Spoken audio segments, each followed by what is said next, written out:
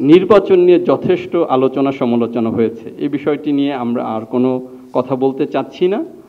আর সেনাবাহিনী ক্ষমতা নেওয়ারও কোনো ইচ্ছা বা এ ধরনের কোনো আমাদের মধ্যে এ ধরনের কোনো আলোচনা হয়নি। বাংলাদেশ সেনাবাহিনী দেশের নিরাপত্তা বিঘ্নিত কোনো কাজে বাংলাদেশ সেনাবাহিনী সম্পৃক্ত হবে না। ভবিষ্যতেও আমরা দেশের জন্য, দেশের নিরাপত্তার জন্য দেশের মানুষের সাথে কাজ করে যাব। যে বিষয়গুলো দেখতে পাচ্ছেন খুবই অল্প বিষয়, যা মিডিয়াতে আসছে এগুলো দেখছেন।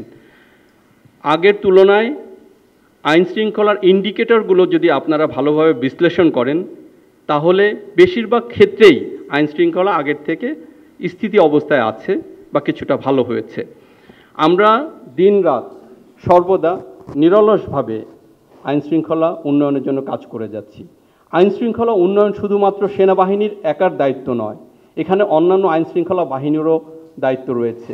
সকলে মিলে সমন্বিতভাবে আমরা কাজ করলে আইন শৃঙ্খলা আরও অচিরেই উন্নত হবে বলে আমরা আশা করছি। এখন করিডোর একটি স্পর্শকাতর বিষয়। আমরা বাংলাদেশ সেনাবাহিনী দেশের নিরাপত্তা বিঘ্নিত কোনো কাজে বাংলাদেশ সেনাবাহিনী সম্পৃক্ত হবে না। দেখুন, আরাকান আর্মির সাথে আমাদের সরাসরি কোনো যোগাযোগ নেই। আপনারা যেটা গণমাধ্যমে দেখেছেন সেটার সঠিকতা বা বস্তুনিষ্ঠতা নিয়ে যথেষ্ট বিবেচনার দাবি রাখে। তাদের সাথে আমাদের সরাসরি কোনো যোগাযোগ নেই। জেনেক্সে শিফট করো, লাইফকে লিফট করো।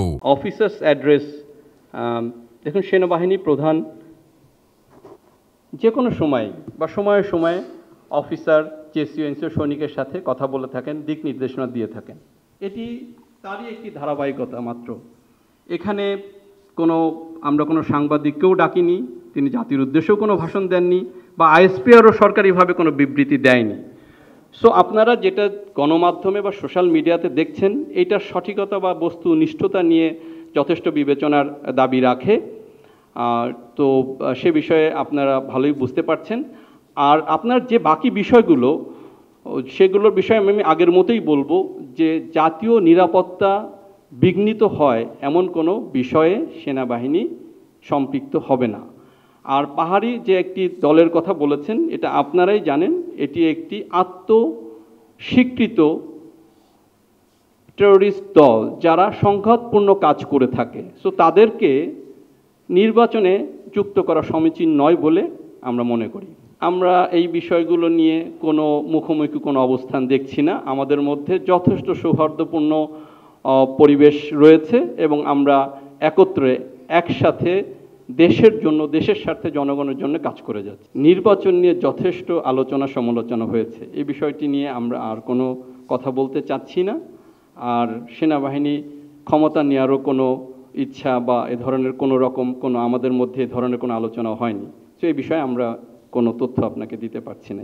দেশের সার্বভৌমত্ব রক্ষার জন্য বা নিরাপত্তা রক্ষার জন্য আমরা সর্বদা সেনাবাহিনী একত্রে এবং একতাবদ্ধ হয়ে কাজ করে আসছি এবং ভবিষ্যতেও আমরা দেশের জন্য, দেশের নিরাপত্তার জন্য দেশের মানুষের সাথে কাজ করে যাব। দেখুন, কুকিচিন একটি বোম সম্প্রদায় কেন্দ্রিক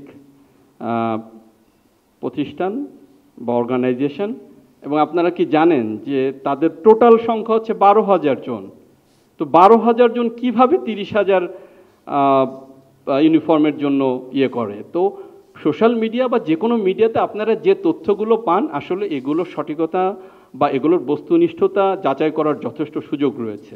তো এই একটি ইনফরমেশন থেকে আপনি বুঝতে পারেন যে 12,000-এর মধ্যেও তো সবাই আবার সশস্ত্র বা আর্মড গ্রুপের সাথে সংযুক্ত নয়। সো 30,000 পোশাক বা ইউনিফর্মের বিষয়টি, এটা নিয়ে যথেষ্ট সন্দিহান।